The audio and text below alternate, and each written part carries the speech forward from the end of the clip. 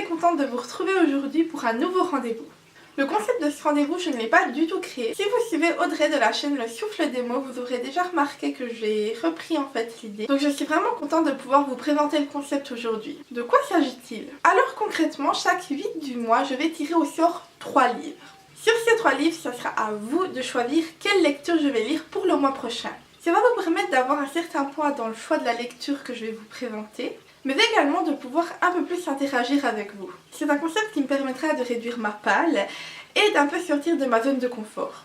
Car vous ne le savez peut-être pas, mais j'ai des goûts assez éclectiques et dans ma palle j'ai un petit peu de tout. Mais il est vrai que j'ai tendance à vraiment mettre beaucoup de livres de côté et à toujours les laisser voilà, dans ma pile à lire. Ça doit bien faire 1 année voire 2 ans qu'ils y sont.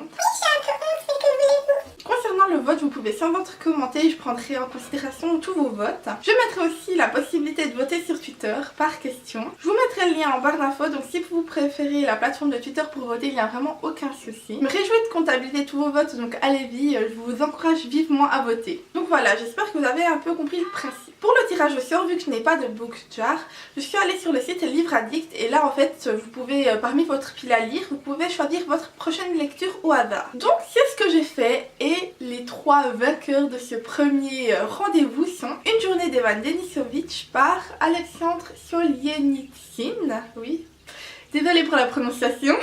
C'est un roman historique qui parle du régime stalinien. Nous allons suivre Ivan Denisovitch, un prisonnier qui vit justement dans ces goulags et qui doit effectuer des travaux forciés en Asie centrale. Donc on va suivre son parcours, tout ce par quoi il a dû passer, tout ce qu'il a enduré, donc le froid, la faim, enfin toutes ces choses. Bon, ça a l'air d'être un roman assez dur, parce que ça part quand même d'une période, le stalinisme, c'était pas voilà, une époque très joyeuse, mais c'est un roman qui paraît vraiment intéressant. J'avoue que ça fait pas très longtemps que je l'ai dans ma palle et je suis vraiment contente qu'il soit sorti aujourd'hui. Le deuxième livre est Si c'était à refaire de Marc Lévy. Ça fait vraiment longtemps que je l'ai dans ma palle, je pense que ça fait 2 ans, voire bien 3 ans. Je ne me rappelle plus vraiment l'histoire, mais je crois que on parle d'un journaliste qui vient à New York et qui vient de se marier. Un matin, il décide d'aller courir et malheureusement, il se fait agresser. Il va se réveiller 2 mois plus tôt, avant son mariage. Donc bien sûr, pendant ces 2 mois, qu'est-ce qu'il va faire, qu'est-ce qu'il va entreprendre? Il va essayer de retrouver son assassin. C'est un peu du suspense. Je crois que c'est un... Si je me trompe pas, je crois que c'est un thriller, mais ça je suis pas sûre. Enfin voilà.